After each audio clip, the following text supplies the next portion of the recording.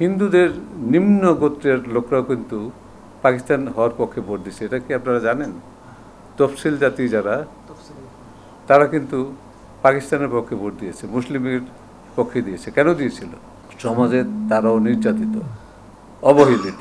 আমরা কিন্তু এই যে সমাজের এই অবস্থাটা, যে তারা তাদের অধিকার পেতে চায়, আমরা কিন্তু তাদের সেইভাবে আগের মতো বুকে জড়িয়ে রাখতে পারছি না।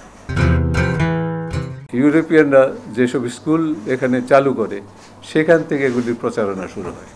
তার সাথে যোগ দেয় যারা বহুদিন ধরে ক্ষমতার সাথে ছিল না, তারা ওদের সহায়তা করে, এবং তারাও এই কুৎসা, মুসলমানদের কুৎসা প্রচারণায় যোগ দেয়। এই ধারাটা এখনো পর্যন্ত আছে। এই প্রেস ক্লাবে আপনার একদিন একজন সিনিয়র সদস্য আমার সামনে বসে আপনার মোল্লা মৌলবীদের সম্পর্কে অনেক কুৎসার কথাবার্তা বলল। তা আমি শুনলাম। শোনার পরে বললাম যে, ভাই, আপনি তো অনেক কথাবার্তা বললেন, আমার দুইটা কথা শুনবেন? কয়ে যে, হ্যাঁ ভাই, বলেন। আমি বললাম যে, আপনি তো ইংরেজিতে শিক্ষিত, আমি আর আপনি যদি পশ্চিম দিকে ফিরা প্রস্তাব করি, কেউ তো কিছু বলবে না। আর মোল্লা আর মৌলবী যদি পশ্চিম দিকে ফিরা প্রস্তাব করে, তাইলে কি তারা আর ইমামতি করতে দিবে? কয় যে, না, দিবে না। তারা কি জানাজা পড়তে দিবে? নিবে না। দুরূদ শরীফ পড়তে ডাকবে না। আমি বললাম যে, একইভাবে যদি সে সিনেমায় যায়, মেয়েদের সাথে ফষ্টি নষ্টি করে, তাইলে কি এই ধর্মীয় যে পুরোহিতের কাজগুলি করে, এগুলি কি করতে দিবে? কয় যে, না, দিবে না। আমার যদি এই কথাগুলি সত্য হয়, তাইলে আপনাকে অ্যাকসেপ্ট করতে হবে, গ্রহণ করতে হবে। ব্যতিক্রম নাই এমন কোনো কথা নাই, ব্যতিক্রম আছে, থাকবেই। কিন্তু সাধারণভাবে তারা ভালো মানুষ, কারণ তাদের যে পেশা, সেটাকে বজায় রাখার জন্যই তাদের অনেক কিছু রেস্ট্রিকশনস মেনে চলতে হয়। কারণ মানুষ যে পিছনে দাঁড়িয়ে নামাজ পড়বে, তার জন্য তাকে সেই সম্মান অর্জন করার মতো যোগ্যতা থাকতে হবে। তবে আমি তো আপনার এই কথাগুলি গ্রহণ করতে পারলাম না। তারা তো আমাদের চেয়ে ভালো মানুষ। আর আপনি ম্যাট্রিক পাস করার পর পায়ে একজোড়া স্যান্ডেল লইয়া নেমে গেলাম, আর লাঙ্গলের খুঁটির মধ্যে হাত দেওয়া যাবে না, আপনার বাবা মার কথা শোনা যাবে না, বাবা মার সাথে বেয়াদবি করা লাগবে। মাদ্রাসার ছেলে তো এরকম করে না। পরে তো মাদ্রাসার আলিম ফরুক আর ফাজিল ফরুক আপনার আইসা বিকালবেলা বাবার সাথে লাঙ্গলটা ধরে নেমে যায়। তাদের মধ্যে তো বেকার সমস্যা নেই, তারা তো সমাজের সাথে মিশে আছে, তারা তো সমাজের সাথে অঙ্গাঙ্গিভাবে মিশে আছে। তো তারা তো আমাদের চেয়ে অনেক ভালো মানুষ, ভাই। তো উনি পরে বলতে বাধ্য হলেন যে, ভাই, মাফ করে দিন যদি মনে কষ্ট পান। আমি বলি, না, মাফ করা বা দেওয়ার বিষয় না, বিষয়টা হলো উপলব্ধির। আমরা একটা ভিনদেশি প্রচারণায় আমাদের যারা পুরোহিত, তাদের বিরুদ্ধে কথাবার্তা বলছি। কই, আমরা তো একজন ব্রাহ্মণ তার ধর্ম কার্য করতেছে, তার বিরুদ্ধে তো আমরা কিছু বলি না। বলি কি? আমরা মুসলমানরা বলি? আমরা বলা পছন্দ করি না। আপনার কদিন পরে পরে সুইডেন এবং ডেনমার্কে কোরআন শরীফ পড়ানো হয়।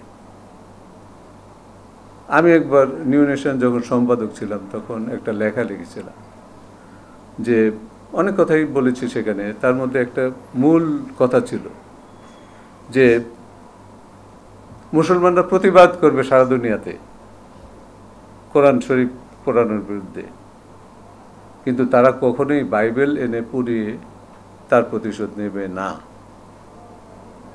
This is the difference between A Muslim and people of other রিলিজনস। তারা অন্যের ধর্মের কুৎসা করে না। তো এখানে একটা কথা বলে রাখি, সেটা হলো এখানে যে মুসলমানদের একটা দেশ প্রতিষ্ঠিত হলো, সেখানে কিন্তু আন্দোলনে বাংলাদেশের আপনার হিন্দুদের নিম্ন গোত্রের লোকরাও কিন্তু পাকিস্তান হওয়ার পক্ষে ভোট দিচ্ছে। এটা কি আপনারা জানেন? তফসিল জাতি যারা, তারা কিন্তু পাকিস্তানের পক্ষে ভোট দিয়েছে, মুসলিমের পক্ষে দিয়েছে। কেন দিয়েছিল? কারণ সমাজে তারাও নির্যাতিত, অবহেলিত। আমরা কিন্তু এই যে সমাজের এই আপনার অবস্থাটা, যে তারা তাদের অধিকার পেতে চায়, আমরা কিন্তু তাদের সেইভাবে আগের মতো বুকে জড়িয়ে রাখতে পারছি না। আমরা শুধু হিন্দু বলে তাদের দূরে সরিয়ে রাখতেছি না। বাংলাদেশের যে হিন্দুরা আছেন বেশিরভাগই হলো নিম্ন শ্রেণীভুক্ত, কারণ তারা ভারতে গেলে তাদের পুরো অধিকার পাবে না, এটার ব্যাপারে তারা সচেতন। কদিন আগে একটা সিনেমার একজন নায়ক একটা লেখা লিখেছেন একটা বাংলা অনলাইন পত্রিকাতে। উনি একটা বর্ণনা দিয়েছেন যে এই দেশের হিন্দুদের দুরবস্থার কথা চিত্রিত করার জন্য একটা ভিডিও তৈরি করার জন্য একটা গ্রুপ আসছে যশোরের দিকে। ওই ভদ্রলোক একজন স্কুলের হেডমাস্টার। ওনার কাছে আসলো যে আমরা একটা ভিডিও তৈরি করতে চাই, একটু আমাদের সহায়তা করেন। উনি বললেন যে ভাই তোমরা কি ভিডিও তৈরি করবা? যে আমাদের দেশে যে এখানে আপনার মাইনরিটি হিন্দুদের অধিকারের বিষয়ে ইত্যাদি ইত্যাদি। কয় যে না, আমি তোমাদের সহযোগিতা করব না। যে কেন? যে আমি হলাম নিম্ন গোত্রের একজন হিন্দু, এখানে একটা স্কুলের হেডমাস্টার হিসাবে আমি কোনোভাবেই একজন মুসলমান হেডমাস্টারের চেয়ে কম সম্মানিত না। আমার ছেলেমেয়েরা এই লেখাপড়া করেছে, একজন বিদেশে আছে, একজন বড় চাকরি করতেছে, তারা সমাজে কোনো রকম বাধা বিঘ্ন ফেস করছে না। আমি কেন এখানে উল্টাপাল্টা কথাবার্তা বলবো? তো এখানে একটা শিক্ষণীয় বিষয় আছে। আপনার কেউ যদি একটা অন্যায় করে বসে সব হিন্দুদের কিন্তু দায়ী করা আপনাদের ঠিক না। আপনারা যেহেতু ইসলাম নিয়ে কাজ করেন, যারা নিম্ন শ্রেণীর হিন্দু তারা কিন্তু এখানে মনে প্রাণে সুখে আছে, তাদের কাছে ডাকার চেষ্টা করেন, তাদের হিন্দু বলে দূরে সরিয়ে দিবেন না। তো এইটুক কথা বলে আমি বলতে চাচ্ছি, বাংলাদেশ আমেরিকার মতো, সুইডেনের মতো, ব্রিটেনের মতো, ডেনমার্কের মতো, ফ্রান্সের মতো আপনার একটা ধর্মীয় জনগোষ্ঠী, আলাদা কিছু না। এখন আমরা বা মুসলমানরা মার খাচ্ছি কেন? শহীদুল ইসলাম ভাই আছেন, তারপরে ভুইয়া ভাই আছেন। আমরা প্রচারণা মার খাচ্ছি, প্রচারণায় আমাদের হাতে প্রচার যন্ত্র নাই। আপনারা যে কথাবার্তাগুলি বলেন সেই কথাবার্তাগুলি সব প্রচার মাধ্যমে ঠিকমতো আসে না, আসলে বিকৃতভাবে আসে। তো সেই জন্য বর্তমান সমাজটা হলো আপনার গণমাধ্যমের সমাজ। বলা হয় ইনফরমেশন অ্যান্ড কমিউনিকেশন টেকনোলজিতে যে একটা বিপ্লব হয়েছে, সেই বিপ্লবের মধ্যে আছি। কিন্তু আপনারা সেই গণমাধ্যমের নিয়ন্ত্রণে নাই, বা গণমাধ্যম আপনাদের কথা সঠিকভাবে প্রচার করবে সেটা আপনারা অ্যাসার্ট করতে পারছেন না। বা গণমাধ্যম যদি করতে হয়, আপনারা মনে করতেছেন যে একদম আপনাদের সব শরীয়তের সব কিছু যেটা মানবে, যে আপনার একদম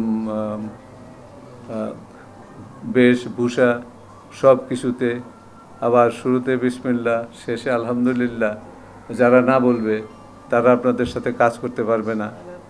তারপরে টুপি মাথায় না দিলে ওই লোক আপনাদের ক্যামেরা ধরতে পারবে না। এরকম করলে আপনারা মিডিয়া করতে পারবেন না, আপনাদের মিডিয়া করতে হবে, অথবা আপনাদের বান্ধব মিডিয়া আপনাদের তৈরি করতে হবে। সেই মিডিয়া আবার প্রতিষ্ঠিত মিডিয়ার সাথে যাতে কম্পিটিশনে টিকে থাকে, সেই বন্দোবস্তটা করতে হবে। এই প্রসঙ্গে আমি কিছুক্ষণ আগে ভূঁইয়া সাহেব যে কথাটা বললেন, যে আমার লক্ষ্য কি, মুসলমান হিসেবে আমার লক্ষ্য হলো যে আমি পরকালে বিশ্বাস করি, ইহকালকে আমরা তাচ্ছিল্য করি না। ইহকাল ভালোভাবে কাটাতে হবে পরকালে ভালো পাওয়ার জন্য। তো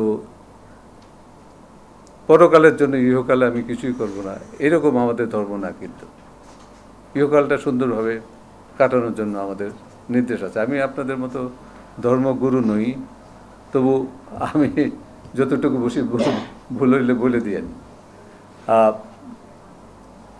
যখন খ্রিশ্চানিটিতে ডার্ক এজ, আপনারা অনেকে লেখাপড়া করছেন, অনেকেই জানেন মনে হয়, সেটা হলো অন্ধকার যুগ বলা হয় যখন খ্রিশ্চানিটিতে, মধ্য যুগ।